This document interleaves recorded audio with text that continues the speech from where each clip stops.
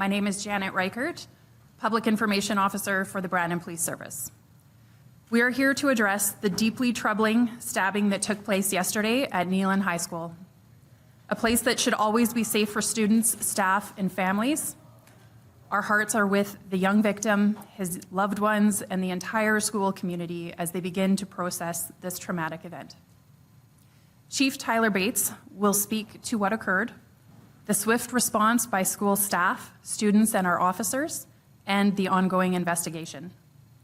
After the chief's statement, he will take about 6 to 8 questions, followed by a statement from the Brandon School Division Superintendent, Matthew Gustafson.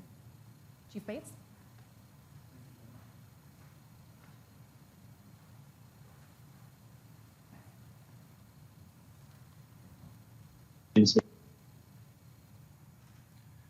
First and foremost, our thoughts at Brandon Police Service are with the young victim of yesterday's tragic incident at Neelin High School and with the family as he recovers from this senseless act of violence. A school should always be a place of safety, a place to learn, grow, and thrive. And tragically, yesterday, one of our schools in Brandon here became the scene of trauma and danger. At approximately 1:15 p.m., Brandon Police Service officers responded to an emergency at Neelin High School involving 2 male youths. Officers arrived within minutes at 1:18 p.m. and by 1:22 p.m., a 16-year-old male suspect was arrested and taken into custody. The 15-year-old victim was provided immediate medical attention and is now in stable condition. His parents were quickly notified and care supports are actively being provided to him and his family. Neelin High School was placed under immediate lockdown yesterday.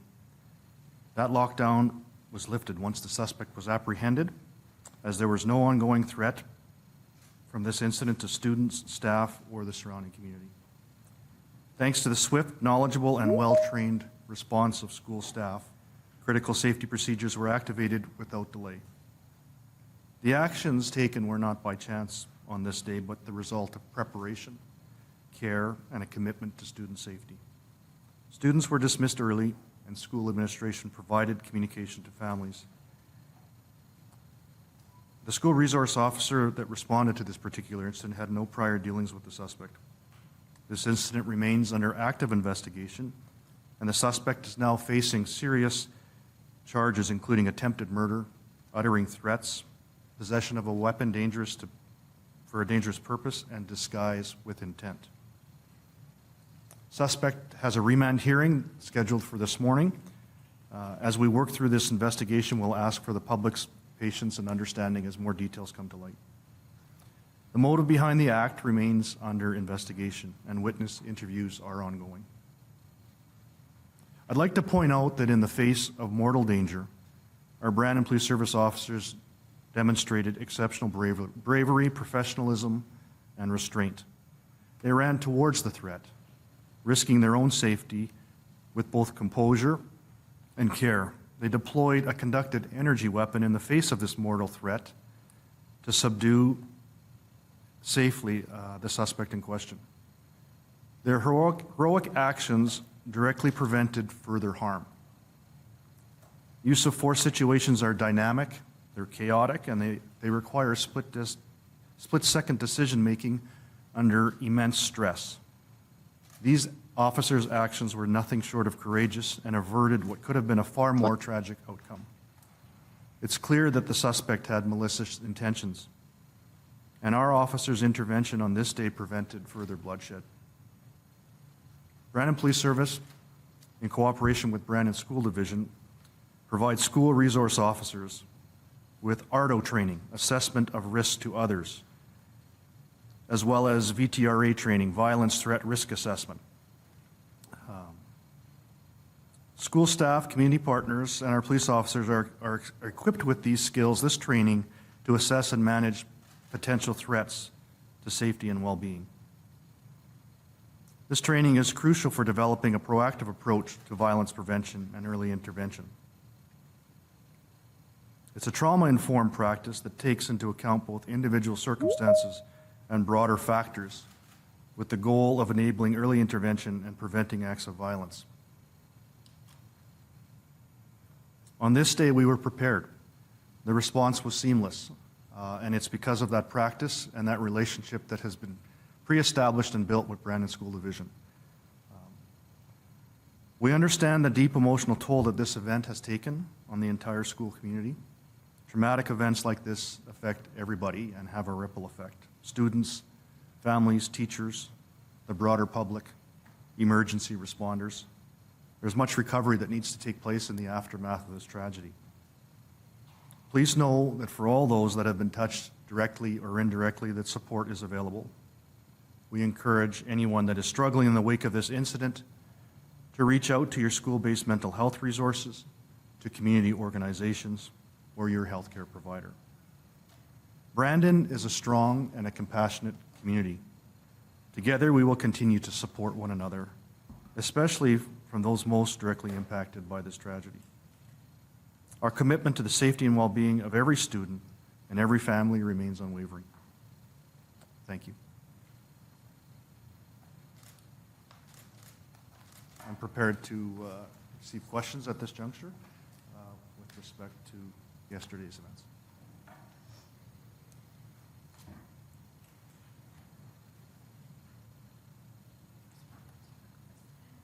Do we know if these two males knew each other before this incident? They are both students at Neelin High School, and yes, they would be knowledgeable of one another. They certainly would be acquaintances. Was it a targeted attack? Like, was the victim the intended target, or did the suspect go after anyone else, including staff? Certainly, the suspect in this matter had malicious intentions, and we do believe that those intentions were interrupted, that the response of our officers prevented further bloodshed, as I indicated earlier. In terms of the motivations for this particular attack, that remains under investigation, the finer details of which I'm sure will come to light in due course. But at this juncture, we know that certainly the harms that were intended were beyond the individual victim involved, and that we're still looking at the motivations behind the actions that were taken, and we'll in all probability have further detail to share at a later juncture. My colleague heard yesterday that the weapon that was used was a sword. Do we know how this weapon was obtained? You're correct in the definition of the weapon, so yes, that's how we would describe it as well, a sword.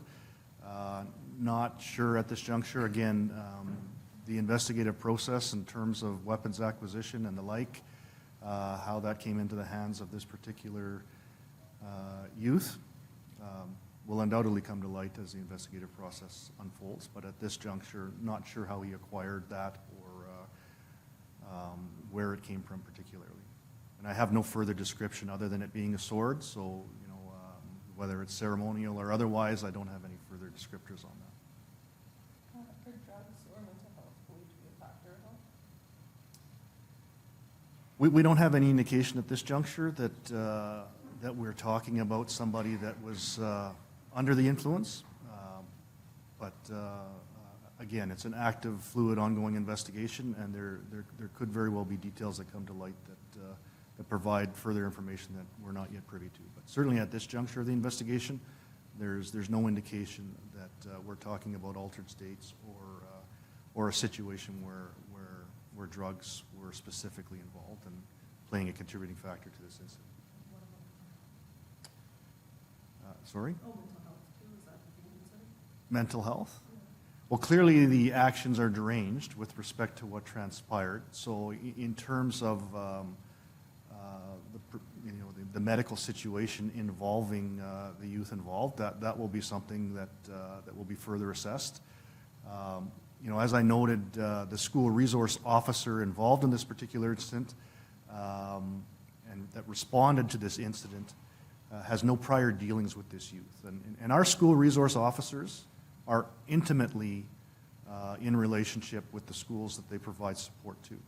And that's the case in this instance. When you have a student calling the school resource officer resulting in a 3-minute response, I think that speaks to the presence, the visibility, and the trust that exists between the student body, the school administration, and our school resource officers. And that relationship is a special one, and in this particular situation, averted further bloodshed. So that said, I'm not sure about the specific medical history. I know that is something that would be looked at and assessed moving forward, but I do know that we're not talking about a student that has had multiple dealings with the school resource officer that responded to this particular incident.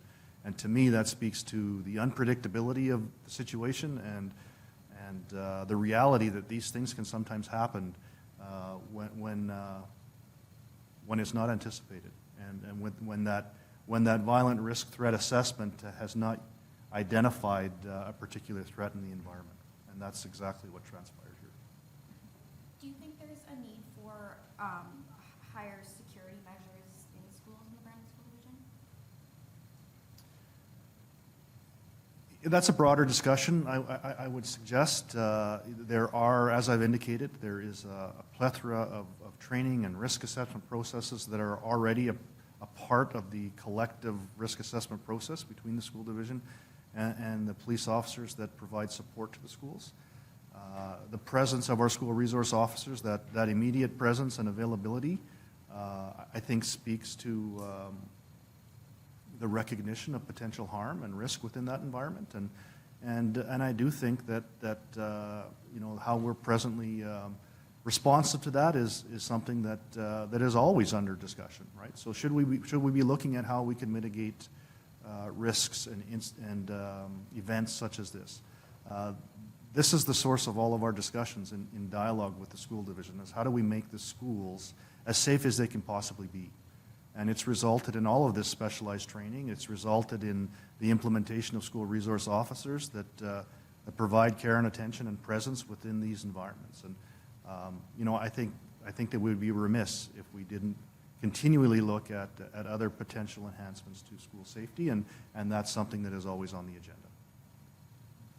One of the charges you mentioned was disguise with intent. Was that a reference to how this individual got a sword into the school, or did this person try to disguise their identity? No, that's correct. This disguise with intent is,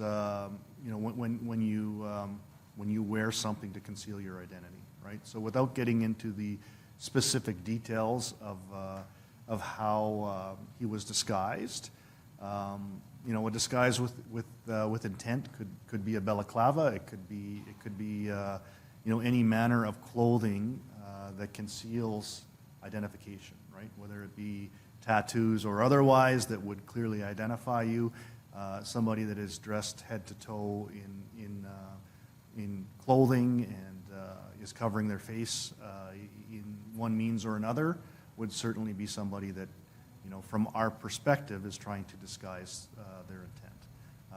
We're talking about somebody that's in an environment that is familiar to him, where he's known by fellow students and staff. And I think in this environment, irrespective of the efforts to disguise your intent, it makes it pretty difficult in that environment. So, but that particular charge is directly responsive to efforts to conceal his identity in the commission of his offenses. Was the suspect previously known to police? Well, as I've indicated, I can't speak specifically to a criminal history, but the information that I have at this juncture is that there have been no prior dealings with this student that involve our school resource liaison officer. So certainly he was not on the radar as somebody that presented a risk of imminent harm and tragedy. So that is something that I can comment on, but I don't have definitive specifics as to a criminal history. Where exactly in the school, if you're able to share this, did the incident happen? Was it in a classroom, hallway?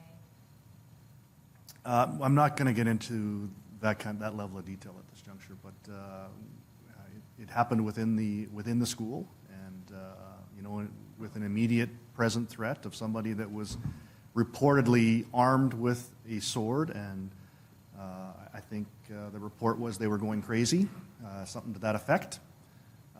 And that 3-minute response, that intervention interrupted the activities that were taking place and allowed for the safe de-escalation of that event through use of a conducted energy weapon. I just want to highlight that aspect of things as well. You know, with the chaotic response to a life-threatening incident, and you're dealing with somebody that's presenting a lethal threat, not just presenting a lethal threat, but a lethal threat that they've actually used to try to take the life of another individual who is seriously harmed. The presence of mind for our officers to have used the conducted energy weapon in this particular situation to incapacitate the offender is really quite remarkable.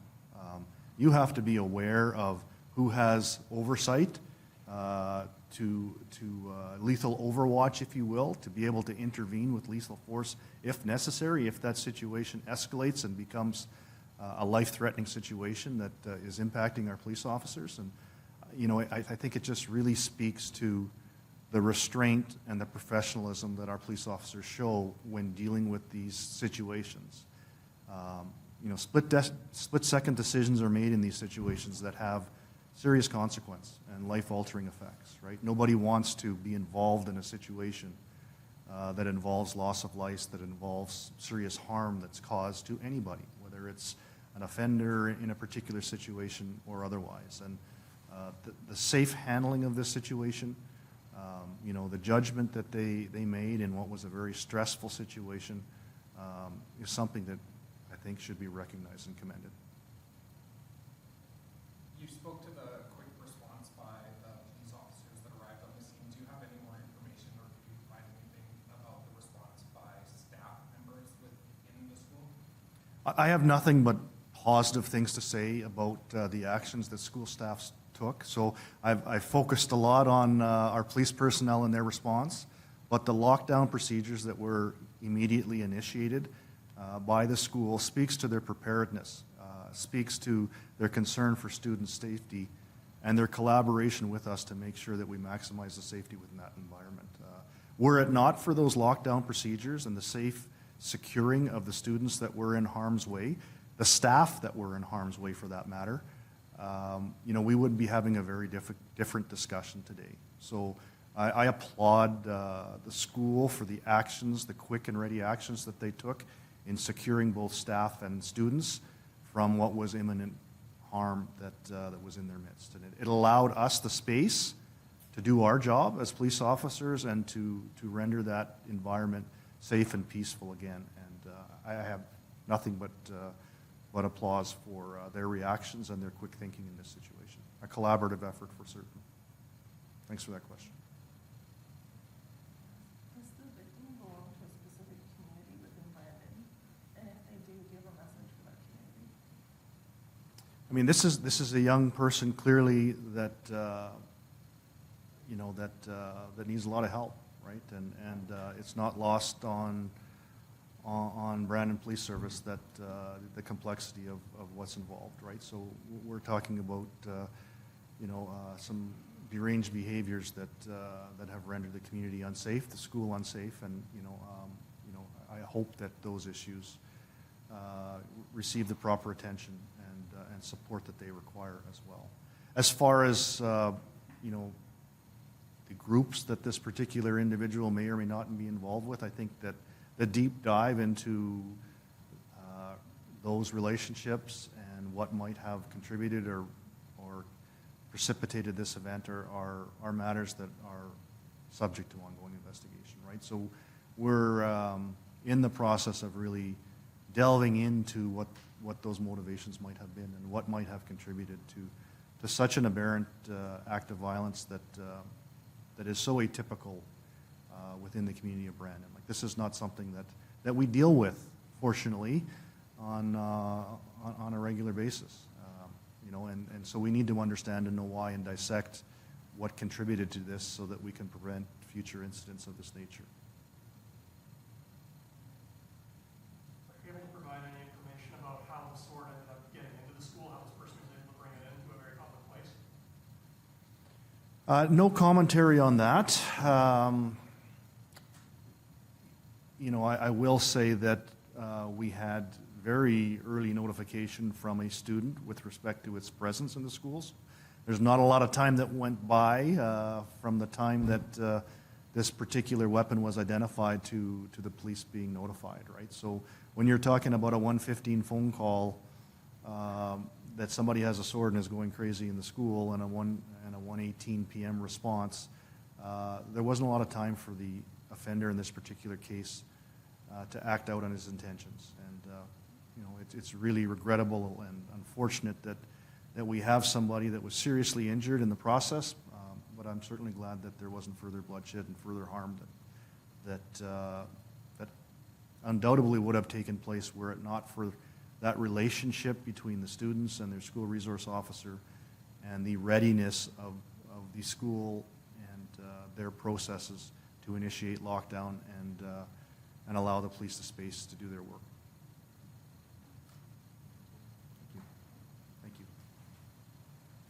So at this time, we will wrap up the questions, and I invite Superintendent of the Brandon School Division, Matthew Gustafson, to come say a few words.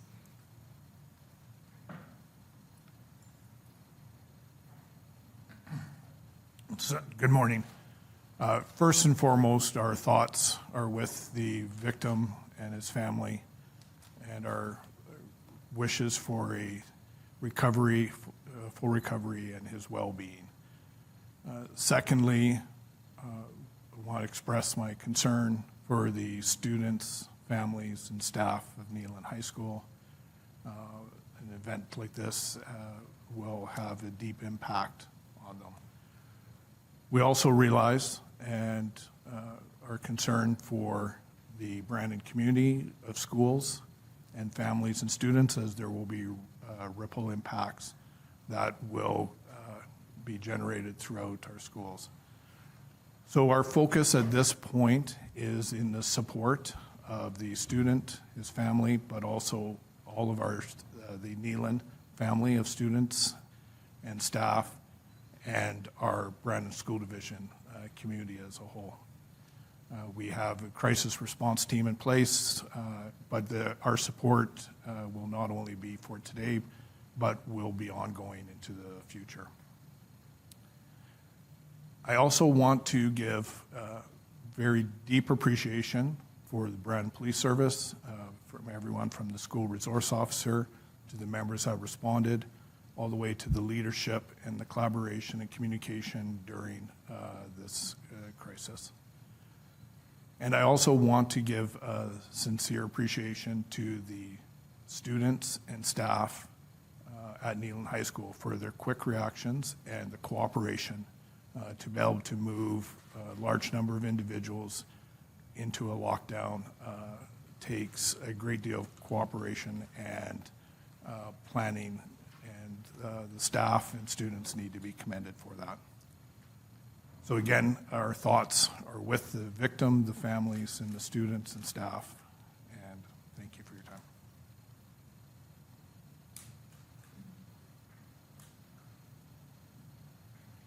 All right, thank you again, everyone, for coming out this morning. At this time, we will close this release. Thank you.